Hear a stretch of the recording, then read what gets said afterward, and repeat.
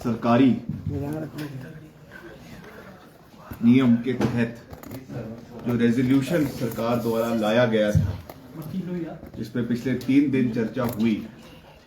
जिसमें पूरे हिमाचल प्रदेश में जो आपदा आई थी उसके ऊपर सारे बिजनेस को पीछे रखते हुए सरकार ने यह निर्णय लिया कि सदन इस विषय के ऊपर चर्चा करना चाहती है, क्योंकि हम गंभीर है कि प्रदेश में जो नुकसान हुआ है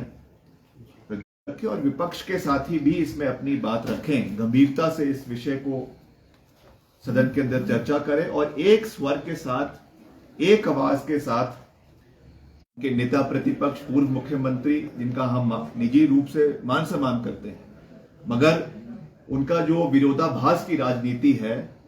और जिस तरीके सदन के अंदर उनका और उनके सभी साथियों का जो वक्तव्य रहा, वो मैं समझता हूं कि हिमाचल प्रदेश की 75 लाख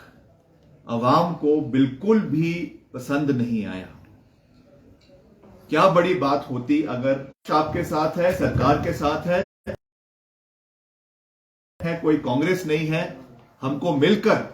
हिमाचल प्रदेश के मुद्दों को, हिमाचल प्रदेश के मसलों को केंद्र सरकार के समक्ष रखना है और ये विशेष पैकेज हिमाचल प्रदेश से लेकर आना है, हिमाचल प्रदेश के लिए लेकर आना है प्रधानमंत्री जी से। तो इसका एक बहुत अच्छा संदेश जो है, फिर मुझे कहते हैं पलटू राम, खुद इतने सबसे बड़ा पलटू राम हिमाचल का जयराम ठाकुर है, माननीय जयराम ठाकुर है, जो और चीजें तो छोड़े हिमाचल प्रदेश की जनता की आवाज पलट गए। इससे बड़ा पलटू राम और हिमाचल प्रदेश में कौन हो सकता है। मुख्यमंत्री जी ने ऑन रिकॉर्ड कल अपने अभिभाषण में, अपने संबोधन में माननीय गृह मंत्री जी का भी धन्यवाद किया, अमित शाह जी का धन्यवाद किया, भारतीय जनता पार्टी के उनका भी धन्यवाद किया। इससे ज्यादा और किसका धन्यवाद करें, सबका धन्यवाद किया। मगर उन्होंने ये कहा कि जब हमको इन प्रिंसिपल, अभी तो केवल जो पैसा मिला है, और आप सभी मीडिया के बंधु भी इस बात को बहुत अच्छी तरीके से जानते हैं, और प्रदेश डिजास्टर रिलीफ फंड के तहत हिमाचल को मिला है। एक किश्त थी जो वैसे भी हमको मिलनी थी, और एक किश्त उसमें वो थी जो हिमाचल को दिसंबर के बजाय जो है वो अगस्त में या सितंबर में मिली है। उसके लिए हमने धन्यवाद किया। मगर जो विशेष पैकेज हिमाचल को मिलना चाहिए था वो अभी तक हिमाचल को नहीं मिला है, नंबर 1 पॉइंट। और दूसरा, जो बार बार ये विपक्ष के साथी, बार बार जयराम जी और बार बार इनके साथी ये कह रहे हैं कि हमने पीएमजेएसवाई में सहयोग, ये पैसा हिमाचल को मिलना था, ये हिमाचल का हक है। हर राज्य को ये पैसा मिलता है, उत्तर प्रदेश को मिलता है, कर्नाटक को मिलता है, नॉर्थ ईस्ट के राज्यों को मिलता है, तो हिमाचल को भी उसी श्रेणी में ये सहयोग मिला है। इसके लिए हमने उनका धन्यवाद किया, मैंने तो ऑन रिकॉर्ड कल उनका धन्यवाद किया। मगर इसको हम आपदा की कैटेगराइजेशन में नहीं डाल सकते, ये बात बिल्कुल साफ है। इसलिए आज मैं यहां पर इसलिए खड़ा हुआ हूं क्योंकि हमको छवि को, जो असली छवि है, जो इनकी कथनी में, इनकी करनी में जो फर्क है, उसको हमको जनता के बीच में ले जाने की आवश्यकता है। और उसका कल जीता जागता उदाहरण जो है वो सदन में जो इनकी कल कार्यप्रणाली रही, जिस तरीके से इन्होंने इसका विरोध किया, जिस तरीके से इन्होंने इसमें उसका जो इन्होंने विरोध किया है, हिमाचल प्रदेश की जनता कभी भी भाजपा और इनके नेताओं को इस ओछी राजनीति के लिए माफ नहीं करेगी। ये बहुत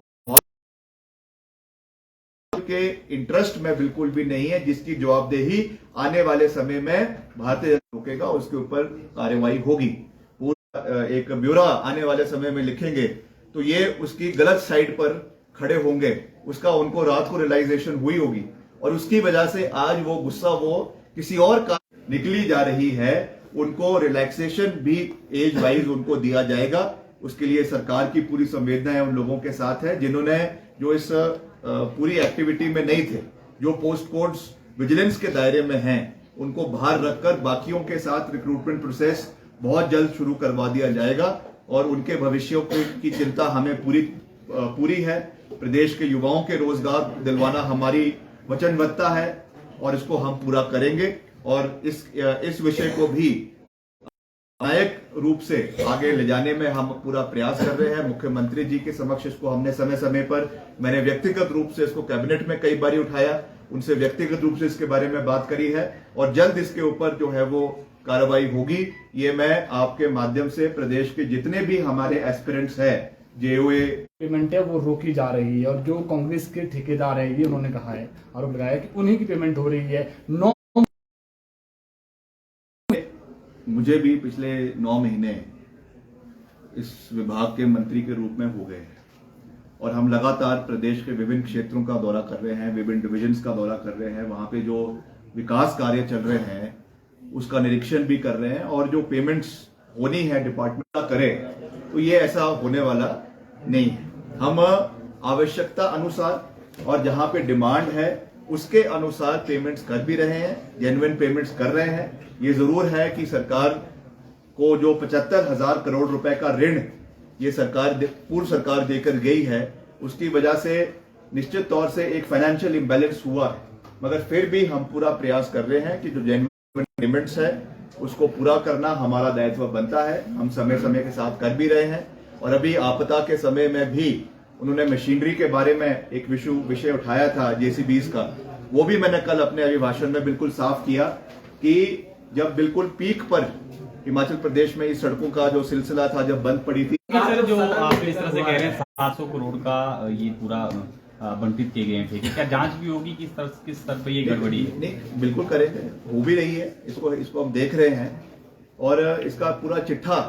मैंने पिछली बारी भी,